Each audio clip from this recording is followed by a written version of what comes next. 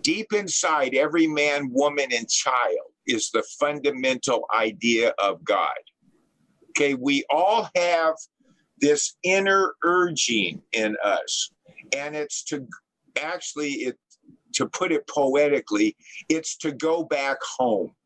It's to find God, okay, to have our connection, conscious contact with God. That's what drives us. That's why, and we look for it in all the wrong places, in money and relationships and sex, in fame. We look for it in all the wrong places. And then we find out, well, that's not God, because every one of those will turn on you and destroy you, if you let it. All right. So we have this inner urging. And the way I've summed it up recently, or rather recently, is what is your passion? What is it that just lights your fire?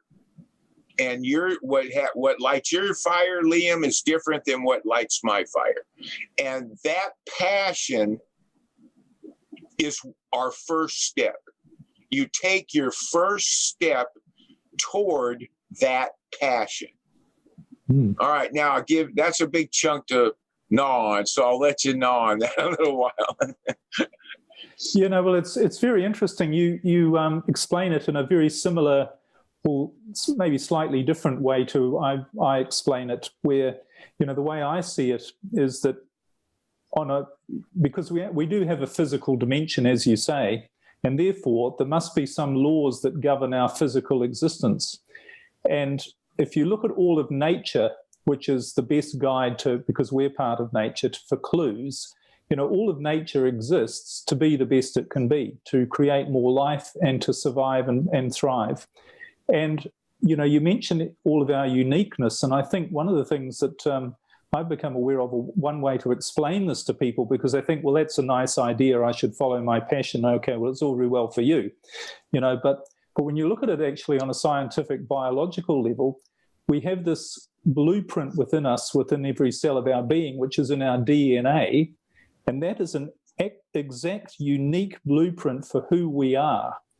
And by following our passion, what we're doing is we're expressing the blueprint of who we really are. And our brain and that intelligence that you were referring to, that's all designed to support us to bring out this unique intelligence that we are.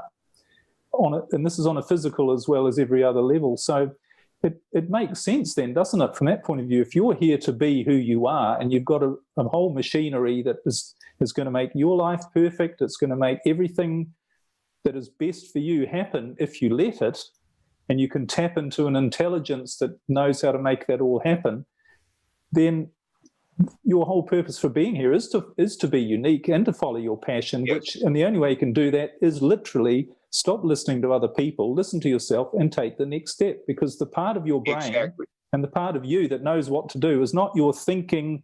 I was like you, spending years reading all the books, going to the seminars, going to church, trying to figure all this stuff out. But that's not the part of your brain that is operating and is running your life.